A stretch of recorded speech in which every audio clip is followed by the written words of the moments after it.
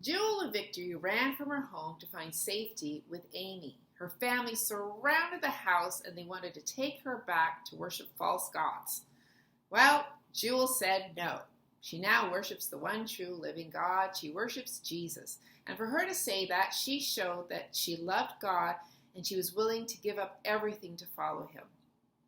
Her family couldn't do anything as she was of age and she could choose where she wanted to live, and she chose Amy. And she was one of many girls who stayed with Amy. Amy's family was getting big. Many years before, Amy would learn a huge lesson that would help her take care of her family. Before she became a missionary in India, Amy was asked to collect money for an orphanage in Ireland. She knew exactly who to go to. She was excited. There was a very rich man who just finished building a huge home. When she asked him, he said no. He wasn't interested. Amy left, embarrassed, wondering why. He had the money, and God wants people to give. But Amy realized that even though God supplies all our needs, it's not the way we expect. Now, many years later, when Amy was in India, there were many times where Amy had to trust God completely. She had to trust God for everything, to supply all her needs and her family. And her family was getting really big. One year there was 42 children that arrived. The children called her Amma, which means mother in Indian. Amma Amy. Can you say that 5 times? Amma Amy, Amma Amy, Amma Amy. I said it 3. She needed money for her family, money to buy groceries, milk, make new buildings, pay wages, for travel, and to rescue children. God always told her that he was going to supply all her needs and her family's. One day, Amy discovered that she needed 100 pounds. That equals about more than $8,000 today. And it was mail day. And she stood around opening up letters, believing for that 100 pounds. Letter by letter, she opened nothing. No rupee, no check, nada. The last letter she opened was from a secretary of the mission in England, and it said, "You have 66 pounds coming to you." Yay! She just needed 34 extra pounds. Well, there was a package that wasn't opened up. The girls quickly ripped it open, and there was a letter that said, "You are going to be receiving 51 pounds soon." That makes 51 and 66, 117 pounds. God supplied more than enough. Now, God does miracles like that all the time. He still does. But sometimes Amy had to wait. She had to trust God for everything. She had to trust God in his timing and to trust that he knew what was best. And he did. People from all over the world were beginning to hear about Amy and her work rescuing children. Letters were coming in telling Amy how much she was loved. They didn't even know her. God was providing for her. Amy would write up about her work in India, and when the people read the stories, they would find ways of giving back to her or sending her money or donations.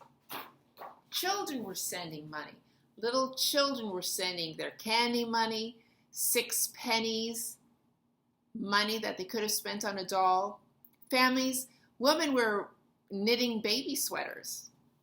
People were supplying her with all that she needed. God made sure of it, that people from all over the world were helping her with her needs so that she could continue spreading the gospel to children in India.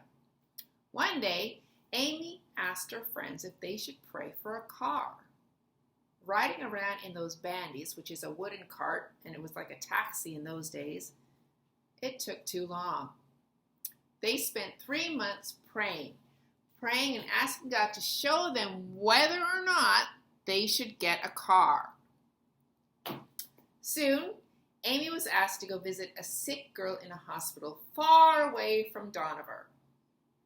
Amy spent 2 awful hours on a shaky bandy, then 4 hours waiting in the hot sun to get on a crowded bus, only to get on another bandy and another bus. and the last driver charged her 3 times more because he knew that Amy was desperate to go home.